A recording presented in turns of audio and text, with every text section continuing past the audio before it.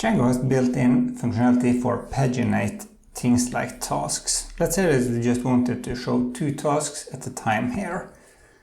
So if I now go to the views.py, you can learn how to implement this. So I just need to find task and views.py. At the top we can import what we need from Django. So from django.core.paginator, import paginator with capital P, and empty page and page not an integer. Then below here where we get the tasks, we can just get them like we have done before, but we need to do a little change here. We can do this below this here, so that in case we are submitting a form, we don't have to go through the pagination thing. So then we need to get the page number from the URL. So page equals request.get page and default this to 1.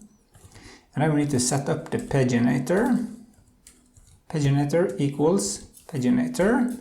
Pass in tasks, which is all of the tasks from the database, and 2. So we only get 2 from this list. And then we say try tasks equals paginator.page page. So first we just try to get the page that we are wanting to get from the URL, except page not an integer. So in case it's not a number, let's say it's a letter because someone has changed the URL, then we just automatically get page 1 equals paginator.page 1. And if it's an empty page, then we just get the last page here. So accept empty page, oops, typo, tasks equals paginator.page tasks.num pages. We know how many pages there are. So then we can just save this and the backend should be ready. If I now go back and refresh here, I should only get 2 tasks. So then I know that I should have a next button and a previous button there. So I can find the front page.html, and then below here, where we are looping through the tasks, we can say if tasks.has next, and if there are a next page, then we add an href and just say question mark page equals tasks.next page number.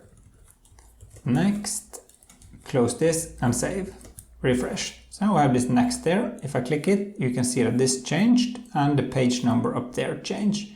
If I go to page 3, the page button for next is gone. So we need a previous button as well.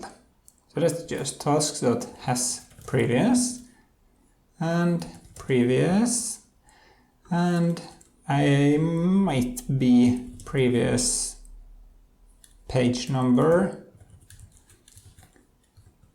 Previous, yes. So now I can go back and forth here. Great.